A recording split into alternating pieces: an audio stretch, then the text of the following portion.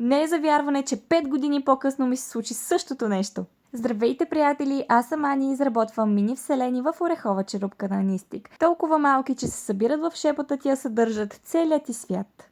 Преди почти 5 години, когато тепърва започвах своето начинание, получих съобщение, което буквално ме втрещи. Една дама се свърза с мен и ми каза, че иска да пише статия във вестника за мен. До сега никой не беше правил нещо подобно и аз буквално останах без думи. И сега, 5 години по-късно, вестник България днес отново се свързаха с мен, за да пишат за моите мини вселени. Това за мен е нещо изключително сантиментално и много се радвам, че са проследили моя напредък през годините и отново са проявили желание да разкажат пред своята аудитория за моите малки чудеса.